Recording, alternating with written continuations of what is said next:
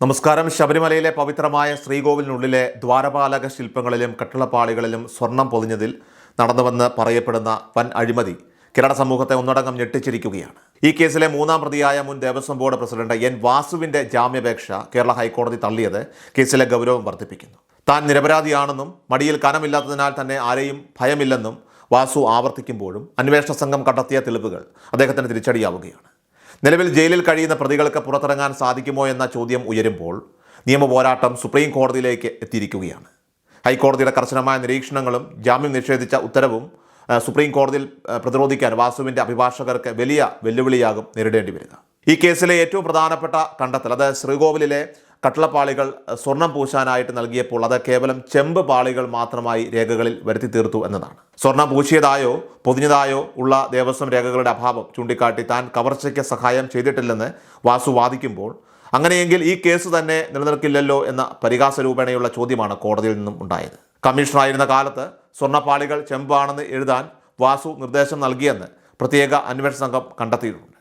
ഈ ഗൂഢാലോചന പുറത്തു വന്നതോടെ അന്വേഷണം അന്തിമ ഘട്ടത്തിലേക്ക് ഇപ്പോൾ എത്തിയിരിക്കുകയാണ്. മാത്രമല്ല മറ്റു പ്രതികളായ മുരാരി ബാബു, KS ബൈജു എന്നിവർക്കും ഇതിൽ വ്യക്തമായിട്ടുള്ള കൃത്യമായ പങ്കുണ്ടെന്നും സൂചിപ്പിക്കുന്നു.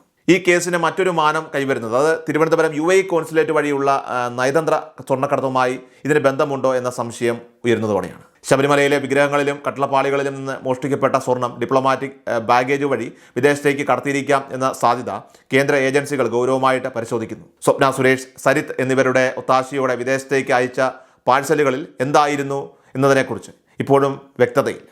ദക്ഷിണേന്ത്യയിലെ വിവിധ ക്ഷേത്രങ്ങളിൽ നിന്നുള്ള പുരാതന വസ്തുക്കളും സ്വർണവും വിദേശത്തേക്ക് കടത്തുന്ന വലിയൊരു റാക്കറ്റ് കേരളത്തിൽ സജീവമാണെന്ന സൂചനകൾ ED, കസ്റ്റംസ് എന്നീ വിഭാഗങ്ങൾക്ക് ലഭിച്ചിട്ടുണ്ട്.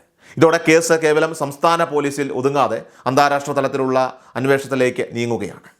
രാഷ്ട്രീയമായി നോക്കിയാൽ ഈ കേസ് LDF സർക്കാരിന് വലിയൊരു തലവേദനയായി തന്നെ ഇപ്പോൾ മാറിയിരിക്കുകയാണ്. CPM നേതാക്കൾ കൂടിയായിട്ടുള്ള പ്രതികൾ ജയിലിൽ കിടക്കുന്നത് വരാനിരിക്കുന്ന നിയമസഭാ തെരഞ്ഞെടുപ്പിൽ തിരിച്ചടിയാകുമെന്ന് പാർട്ടി ഏറെ ഭയപ്പെടുന്നു. ഇതിനെ പ്രതിരോധിക്കാനായിട്ട് മുഖ്യമന്ത്രി പിണറായി വിജയൻ നേരിട്ട് തന്നെ രംഗത്തിറങ്ങിയിട്ടുണ്ട്.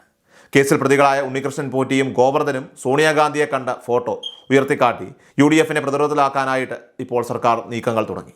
ഉമ്മൻചാണ്ടി സർക്കാരിൻ്റെ കാലത്തെ ഇടപാടുകൾ കൂടി അന്വേഷിക്കണമെന്ന് ആവശ്യപ്പെടുന്നതിലൂടെ ഭരണവിരുദ്ധ വികാരം കുറയ്ക്കാനും വിശ്വാസികളെ തങ്ങൾക്കൊപ്പം നിർത്താനുമുള്ള രാഷ്ട്രീയ തന്ത്രങ്ങളാണ് LDF ഇപ്പോൾ ആവിഷ്കരിക്കുന്നത്.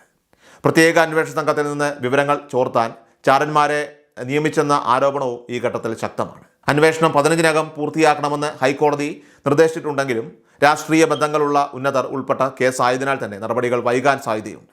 ഇതിനിടയിൽ CBI അന്വേഷണം വേണമെന്ന ആവശ്യവും ശക്തമായി ഉയരുന്നുണ്ട്. സ്വർണം വിദേശത്തേക്ക് കടത്തിയിട്ടുണ്ടെങ്കിൽ അത് രാജ്യസുരക്ഷയെ ബാധിക്കുന്ന കാര്യമായതിനാൽ കേന്ദ്ര ഏജൻസികൾ പൂർണ്ണമായും കേസ് ഏറ്റെടുക്കണമെന്നാണ് പ്രതിപക്ഷത്തിൻ്റെ വിവിധ ഹൈന്ദവ സംഘടനകളുടെയും ഒക്കെ തന്നെ ആവശ്യം. ഈ സമ്മർദ്ദം സർക്കാരിനെ കൂടുതൽ പ്രതിസന്ധിയിലാക്കിയിരിക്കുകയാണ്. ചുരുക്കത്തിൽ ശബരിമല സ്വർണ്ണക്കൊള്ള കേസ് വരും ദിവസങ്ങളിൽ കേരള രാഷ്ട്രീയത്തിൽ വലിയ കൊടുങ്കാറ്റുകൾ സൃഷ്ടിക്കുമെന്ന കാര്യം ഉറപ്പാണ്. എൻ വാസു ഉൾപ്പെടെയുള്ള പ്രതികൾക്ക് സുപ്രീം കോടതിയിൽ നിന്ന് ആശ്വാസം ലഭിച്ചില്ലെങ്കിൽ അത് സർക്കാരിൻ്റെ പ്രതിച്ഛായയെ തന്നെ പൂർണ്ണമായും തകർക്കും. സ്വർണ്ണക്കടത്തും ക്ഷേത്രങ്ങളിലെ മോഷണവും തമ്മിലുള്ള അവിശുദ്ധ കൂട്ടുകെട്ട് പുറത്തുവരുന്നത് നിയമസഭാ തെരഞ്ഞെടുപ്പിലെ പ്രധാന പ്രചരണ വിഷയമായി മാറും. വിശ്വാസവും രാഷ്ട്രീയവും അഴിമതിയും ഒത്തുചേരുന്ന ഈ കേസ് കേരളത്തിലെ അധികാര സമവാക്യങ്ങളെ പോലും മാറ്റിമറിച്ചേക്കാവുന്ന ഒന്നായി മാറിക്കഴിഞ്ഞു. കേവലം ഒരു ജാമ്യാപേക്ഷ എന്നതിനപ്പുറമായിട്ട് നീതിപീഠത്തിൻ്റെ ഓരോ നീക്കവും ഇപ്പോൾ കേരളം ഉറ്റുനോക്കിക്കൊണ്ടിരിക്കുകയാണ്.